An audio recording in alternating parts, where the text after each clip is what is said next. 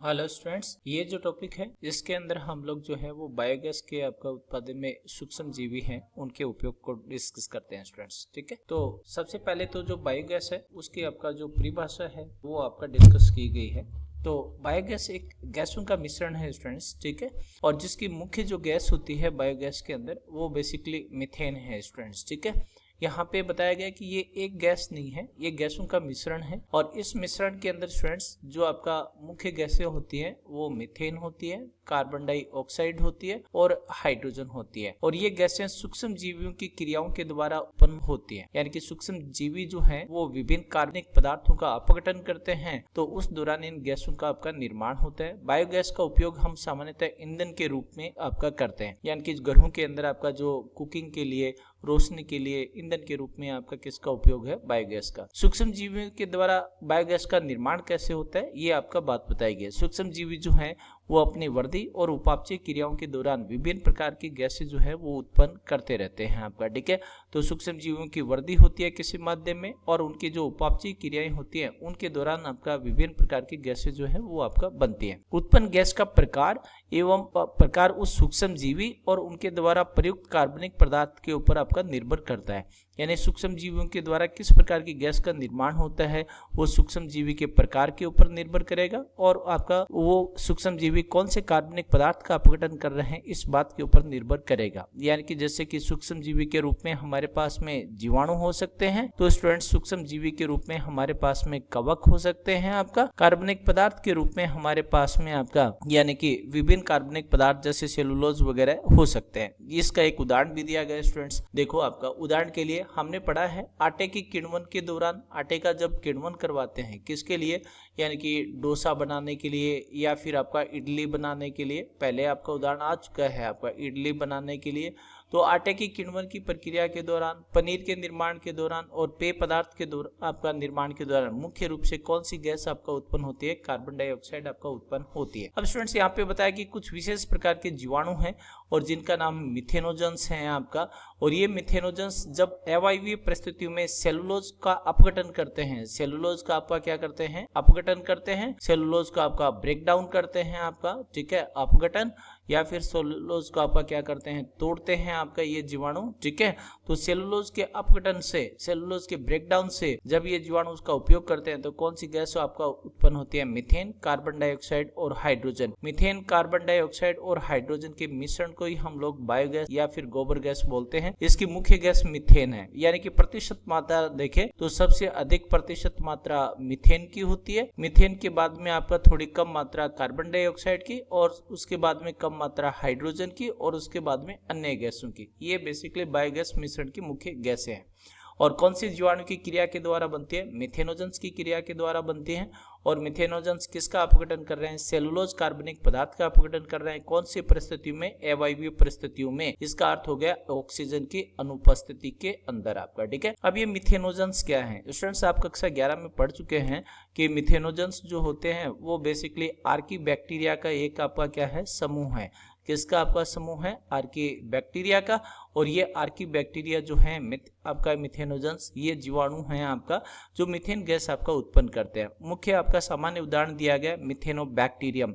तो Methanobacterium methanogens समूह से आपका संबंधित है और ये मिथेनोबैक्टीरियम मीथेन गैस या बायोगैस का आपका निर्माण करते हैं। हम ये भी पढ़ चुके हैं एसटीपी के अंदर, सीवेज शोधन, अपशिष्ट जल के शोधन के दौरान जो अवायवीय कीचड़ होता है आपका, उसका हम लोग आपका किसके अंदर डाइजेशन करते हैं, आपका जो एक्टिवेटेड आपका स्लज डाइजेस्टर होता है लास्ट के अंदर।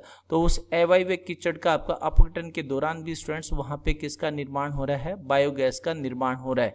तो बायोगैस का निर्माण आपका अपशिष्ट जो है आपका अपशिष्ट जल, उसके शोधन प्रक्रिया के दौरान भी होता है। साथ में अब कहा गया कि जो गाय भैंसे होते हैं, हमारे मवेशी होते हैं, जुगाली करने वाले पशु होते हैं, इन जंतुओं के जठर में, जठर इनके आमाशय का आपका नाम है या रुमेन में ये जीवाणु पाए जाते हैं। तो गाय भैंसों का आपका जो आमाशय है उसका एक भाग है जिसको हम क्या कह रहे हैं, रुमेन कह रहे हैं, जठर कह रहे हैं। इस भाग के अंदर आपका कौन से जीवाणु उपस्थित है, मिथेनोजेंस या मिथेनोबैक्टीरियम आपका उपस्थित है। इनको रूमेनोकोकस भी बोल देते हैं स्टूडेंट्स। ठीक है, रूमेनोकोकस, क्योंकि ये किसमें उपस्थित है, रुमेन के अंदर, आमाशय के आपका एक भाग के अंदर उपस्थित है, इसलिए इन जीवाणु का आपका दूसरा नाम रुमेनोकोकस भी है आपका, इन जंतुओं के आपका जठर के अंदर उपस्थित है। देखिएगा ये जो जीवाणु होते हैं ये पशुओं के पाचन प्रक्रिया के अंदर महत्वपूर्ण भूमिका निभाते हैं। ये बात एनसीईआरटी बता रही है कि मिथेनोजेंस जो है, रुमेनोकोकस जो जीवाणु है वो जुगाली करने वाले पशुओं के रुमेन में सेलुलोज जो कार्बनिक पदार्थ है उसको तोड़ने के अंदर आपका मदद करते हैं, अर्थात सेलुलोज का ब्रेक डाउन करते हैं। और सेलुलोज का ब्रेक डाउन होने से इन पशुओं को क्या मिलता है, पोषण मिलता है, पोषक पदार्थ मिलते हैं। जो स्टूडेंट्स आप जानते हैं कक्षा 11 में हम पढ़ते हैं कि जो सेलुलोज है वो आपका क्या है,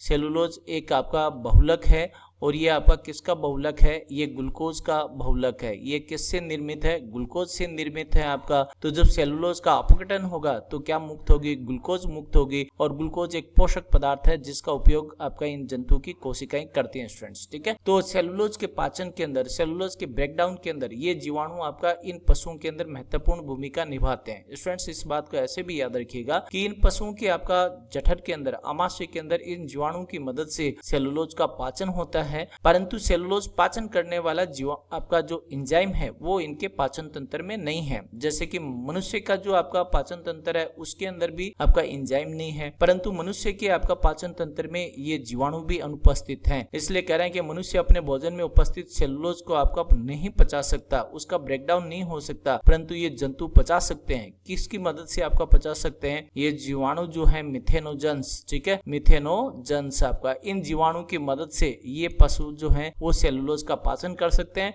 परंतु सेलुलोज का पाचन आपका मानव पाचन तंत्र के अंदर नहीं होता है, क्योंकि मानव पाचन तंत्र में न तो आपका मिथेनोजेंस है और न ही सेलुलोज का पाचन करने वाले जो एंजाइम्स होते हैं वो एंजाइम्स भी क्या है, अनुपस्थित हैं। इसलिए मानव पाचन तंत्र के अंदर सेलुलोज का आपका पाचन नहीं होता है स्टूडेंट्स, ठीक है। परंतु ये पशु जो है वो सेलुलोज का पाचन कर सकते हैं इन आपका जीवाणु की मदद से। अब देखो आपका किस प्रकार से बायोगैस का निर्माण होता है। तो जो गोबर होता है ना गाय भैंसों का, उस गोबर के अंदर भी ये मिथेनोजेंस हैं और उसी गोबर का हम उपयोग करते हैं बायोगैस निर्माण में। आपका गाय भैंस का जो गोबर है वो मिथेनोजेंस से स्टूडेंट्स भरपूर होता है और इसी आपका गोबर का हम लोग गोबर गैस या बायोगैस निर्माण के अंदर उपयोग करते हैं। अब यहाँ पे बायोगैस संयंत्र की बात की गई है, बायोगैस प्लांट की। तो बायोगैस प्लांट एक पक्का टैंक का बना हुआ 10 से फीट गहरा आपका टैंक होता है जिसमें गोबर और अन्य जैव अपशिष्ट का घोल डाला जाता है, यानी कि गोबर और अन्य जो कार्बनिक पदार्थ होते हैं अपशिष्ट, उनको पानी के साथ में मिक्स करके आपका इस प्लांट के अंदर डाला जाता है। इनके घोल को आपका स्टूडेंट्स क्या बोल देते हैं, सलरी बोलते हैं आपका, ठीक है। इस टैंक के ऊपर आपका एक मेटल का बना हुआ, धातु का बना हुआ ढक्कन होता है जो फ्लोटिंग है, जो आपका ऊपर उठता रहता है। तो जब गैस बनती है तो ये ढक्कन आपका क्या होता है स्टूडेंट्स, आपका ऊपर उठता है आपका, ठीक है। देखिएगा ये यहाँ पे बायोगैस का आपका एक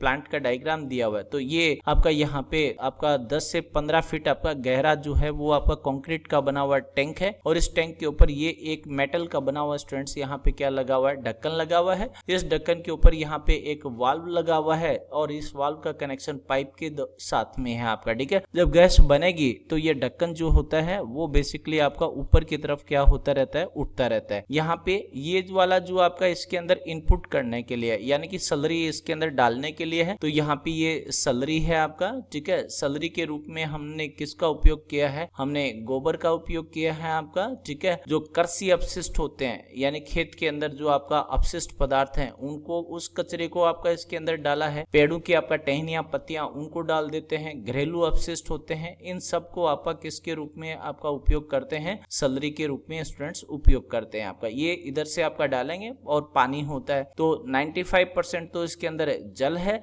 और 5% आपका ये विभिन्न आपका गोबर और आपका जो कार्बनिक अपशिष्ट पदार्थ हैं वो है, ये इसके अंदर फीड करते रहते हैं। तो यहाँ पे जो गोबर होगा उस गोबर के अंदर आपका क्या उपस्थित है, मिथेनोजेंस आपका उपस्थित है। और क्योंकि इस टैंक के अंदर आपका क्या नहीं है, ऑक्सीजन नहीं है, तो आपका परिस्थितियां कैसी हैं, अवायवीय परिस्थितियां हैं। इन अवायवीय परिस्थितियों में गोबर में उपस्थित मिथेनोजेंस आपका जीवाणु सेलुलोज और इन अन्य कार्बनिक पदार्थों का क्या करते हैं, अपघटन करते हैं। अपघटन से आपका क्या बनेगी, मीथेन, CO2 और आपका हाइड्रोजन। और ये मीथेन, CO2 और हाइड्रोजन को पाइप के द्वारा आपका क्या कर देते हैं, बाहर निकालते हैं, घरों के अंदर आपका सप्लाई देते हैं। इसके अंदर जो काम में आ गई आपका जो सलरी है, जो कीचड़ आपका काम में आ गया है, उसको इस आउटलेट के द्वारा बाहर निकाल लेते हैं हैं और इस आउटलेट के द्वारा ये सैलरी यहाँ पे जो काम में ली गई है वो काम में आ गई, उस सैलरी को खेतों के अंदर आप किसके रूप में उपयोग कर लेते हैं, खाद के रूप उपयोग कर लेते हैं। स्टूडेंट्स ये बात याद रखो कि ये जो मिथेनोजेंस जीवाणु है ना, वो सेलुलोज का पाचन जो है वो धीमी गति से करते हैं आपका, या फिर धीरे धीरे आपका क्या होता है, धीमी दर से सेलुलोज का पाचन होता है। इसीलिए सेलुलोज जो होता है ना, वो बायोगैस निर्माण की दर निर्धारित करने वाला एक कारक है। याद रखो, ऐसा प्रश्न पूछा जा सकता है कि बायोगैस आपका निर्माण की दर निर्धारित करने वाला कारक कौन होता है, सेलुलोज होता है, क्योंकि सेलुलोज का इन जीवाणु के द्वारा धीमी दर से आपका या